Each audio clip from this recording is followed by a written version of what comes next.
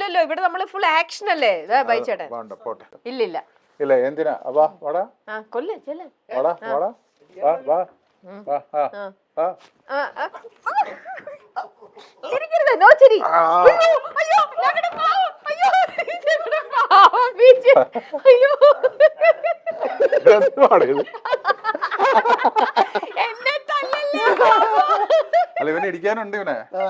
അയ്യോ പാവം ഞങ്ങളുടെ ക്യാമറമാനാ, ഞങ്ങളുടെ പാവം ബിജിത്താണ്. നീ സിനിമ പാടാ.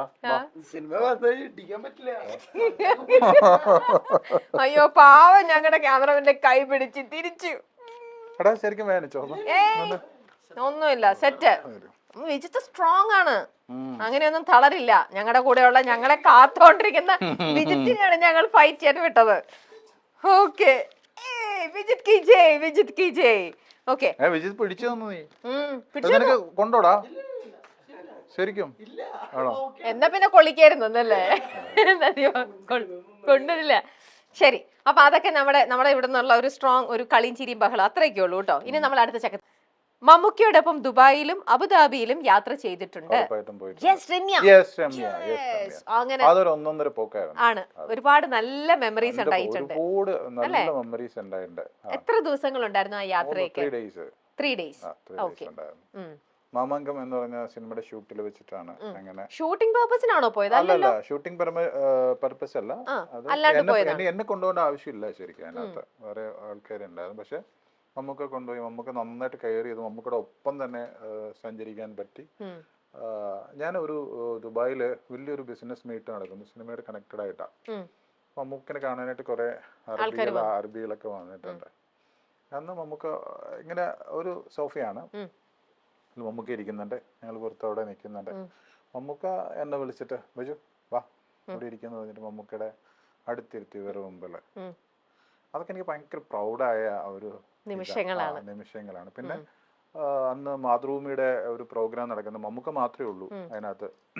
മമ്മൂക്ക മാത്രമേ ആ സ്റ്റേജിൽ കയറാൻ പറ്റുള്ളൂ. മമ്മൂക്കയുടെ ഒപ്പം എന്നെയും കൊണ്ടുപോയിട്ട് ആ സ്റ്റേജിൽ കയറി അവിടെ നിന്ന് സംസാരിച്ചു. വേറെ ആരും ആ സ്റ്റേജിൽ കയറിയിട്ടില്ല മമ്മൂക്കയുടെ ഒപ്പം. എത്ര സന്തോഷം തോന്നിയ നിമിഷങ്ങളാണല്ലേ ബൈച്ചേട്ടാ? ഒരുപാട് സന്തോഷം തോന്നിയ നിമിഷങ്ങളുണ്ട്. അതാണ് സിനിമയിൽ നിന്ന് കുറെ കാര്യങ്ങൾ മധുരാജയുടെ ഷൂട്ടിന്റെ സമയത്ത് ഞങ്ങള് അപ്പൊ ക്യാരവൻ ഇങ്ങ് എത്തത്തില്ല.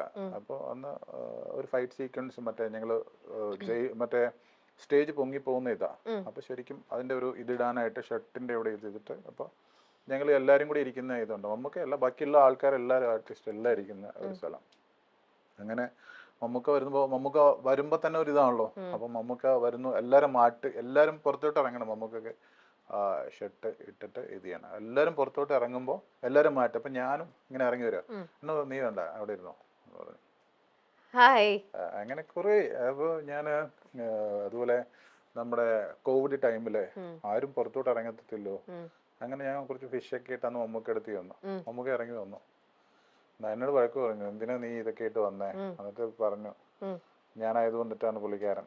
അങ്ങനെ വഴക്ക് പറഞ്ഞു, എന്തിനാ ഇങ്ങനെയൊക്കെ നടക്കുന്നത് എങ്ങനെയൊക്കെ ചോദിച്ചിട്ട്.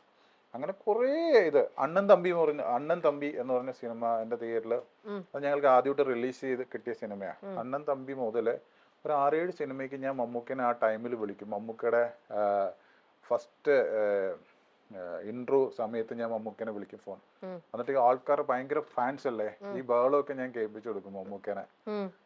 അങ്ങനെ കുറെ അത്രയും ഇതുണ്ട്. ഈ അടുത്ത കാലത്താണ് ഞാൻ മമ്മൂക്കയുടെ കൂടെ ഞാനിപ്പോ ലാസ്റ്റ് ബർത്ത്ഡേക്ക് ഞാൻ ഇവിടുന്ന് മൂന്നാർ പോയി.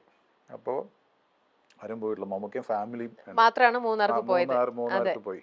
അങ്ങനെ ഞാൻ ഒരു വലിയ ബൊക്കെയൊക്കെ ആയിട്ട് വെളുപ്പാങ്കലത്ത് അവിടെ ചെന്നു. അപ്പൊ പുള്ളിക്കാരൻ അവിടെ ഉണ്ടെന്ന് ആർക്കും അറിയത്തില്ല. അവിടെ പോയി ഞാൻ കണ്ടുപിടിച്ച് ആ ബർത്ത്ഡേക്ക് എനിക്ക് വിഷ് ചെയ്യണമെന്ന് തോന്നുന്നു മമ്മൂക്ക അടുത്ത്. അപ്പൊ ഞാൻ അവിടെ ചെന്നപ്പോ തന്നെ പറഞ്ഞു അവരാരും കയറ്റി വിടത്തില്ല. ആ ബർത്ത്ഡേക്ക് മമ്മൂക്ക വന്നിട്ട് എൻ്റെ അടുത്ത് എന്തിനാ നീ ഇന്നലെ കണ്ടയല്ലേ, പിന്നെ എന്തിനാ വന്നേ, ഇത്രയും ദൂരം വന്ന എന്തിനാ, ഒക്കെ എല്ലാം വാങ്ങി. അതിനുശേഷം ഞാൻ പോന്നു. എന്നിട്ട് മമ്മൂക്ക കൂടെയുള്ളവരോട് പറഞ്ഞു അവന് സങ്കടം ഉണ്ടാവും, ഞാനൊരു കോഫി പോലും അവന് കൊടുത്തില്ല അങ്ങനെ എന്നൊക്കെ പറഞ്ഞിട്ട്. എന്നിട്ട് എന്നോട് മമ്മൂക്കനെ വിളിക്കാൻ പറഞ്ഞു അതിനുശേഷം. അപ്പൊ അങ്ങനെ കുറെ മമ്മൂക്കയായിട്ട് കുറെ അത്രയും ആത്മബന്ധം ഉണ്ടായി. അതുകൊണ്ട് തന്നെയാണ് മമ്മൂക്ക കറക്റ്റ് റൈറ്റ് ടൈമില് എന്നോട് ചോദിച്ചു എത്ര മണിക്കാണ് ഈ ഫംഗ്ഷൻ നടക്കുന്നത് എന്നൊക്കെ എല്ലാം ചോദിച്ചിട്ട് ആ റൈറ്റ് ടൈമിൽ ഒരു വന്നത് മോളുടെ ഒരു എൻഗേജ്മെന്റിന് വലിയേട്ടനെ പോലെ എൻഗേജ്മെന്റിന് കയറി വന്നു. എല്ലാരും മുമ്പിൽ വെച്ചിട്ട് എന്നെ കെട്ടിപ്പിടിച്ചു. അങ്ങനെ എന്നിട്ട് അങ്ങനെ പുള്ളിക്കാരൻ അത്രയും ക്രൗഡായിരുന്നു, ഒരുപാട് പേര് ഉണ്ടായിരുന്നു, കുറെ കൂടെ സ്പെൻഡ് ചെയ്ത്. കല്യാണത്തിനും മമ്മൂക്ക തീർച്ചയായിട്ടും ഉണ്ടാവും അല്ലേ? ഉള്ളതാണ്. അതെ അതെ, എത്താൻ പറ്റട്ടെ. ഇപ്പൊ എനിക്ക് മനസ്സിലായി ബൈജു ചേട്ടന്റെ വീട്ടിൽ എന്തുകൊണ്ടാണ് ബൈജു ചേട്ടന്റെ കുറേ ട്രോഫികൾ ഇങ്ങനെ മെമന്റോകളുടെ ഇടയിൽ മമ്മൂക്കയുടെ മാത്രം ഒരു മുഖം, ഒരു മെമന്റോ അവിടെ വെച്ചത്. അതിന്റെ പിന്നിലത്തെ രഹസ്യം ഇന്നിപ്പോ വളരെ ക്ലിയർ ആയിട്ട് മനസ്സിലായി. ഇത്രയും ഡെപ്തിൽ അന്ന് പറഞ്ഞില്ല, പക്ഷെ ഇന്നിപ്പോൾ ആ ഡെപ്തിൽ പറഞ്ഞപ്പോഴാണ് ആ ആത്മബന്ധം, നിങ്ങളുടെ തമ്മിലുള്ള ആ ഒരു ബന്ധത്തിന്റെ ആഴം മനസ്സിലായത്. ഞാൻ പറഞ്ഞില്ലേ, ഞാൻ അന്ന് 8ാം ക്ലാസ്സിൽ പഠിക്കുന്ന സമയം മുതലേ മമ്മൂട്ടി എന്നൊക്കെ ഇപ്പോഴല്ല, അന്ന് മമ്മൂട്ടി എന്നല്ലേ പറയുള്ളൂ. അതെ, അപ്പോ അങ്ങനെ കുമ്പളങ്ങി എന്റെ വീടിനടുത്തുള്ള സ്ഥലമാണ്. പിന്നെ ചില സിനിമകൾ ഹിറ്റ് ആകുമെന്ന് നമ്മുടെ മനസ്സിൽ തോന്നാറുണ്ട്. അതിന്റെ സബ്ജക്ട് എനിക്ക് ചെറുതായിട്ട് അറിയാമായിരുന്നു. അതിൽ ഒരു ക്യാരക്ടർ എനിക്ക് വേണമെന്ന് ഞാൻ ശ്യാം പുഷ്കറിനോട് പറഞ്ഞിരുന്നു. സോൾട്ട് ആൻഡ് പെപ്പറിൽ ബാബുരാജിന് ഗംഭീര ക്യാരക്ടർ കൊടുത്തത് ശ്യാമായിരുന്നു. അന്ന് തൊട്ട് എനിക്ക് അതുപോലെ ഒരു വേഷം വേണമെന്ന് ശ്യാമിനോട് പറയുന്നുണ്ടായിരുന്നു. അങ്ങനെ കുമ്പളങ്ങി നൈറ്റ്സ് ഷൂട്ടിംഗ് തുടങ്ങിയപ്പോൾ എനിക്ക് അതിലൊരു വേഷം തരുമോ എന്ന് ചോദിച്ചു. കുറച്ച് ദിവസത്തിന് ശേഷം നല്ലൊരു വേഷമുണ്ടെന്ന് പറഞ്ഞ് ശ്യാം വിളിച്ചു.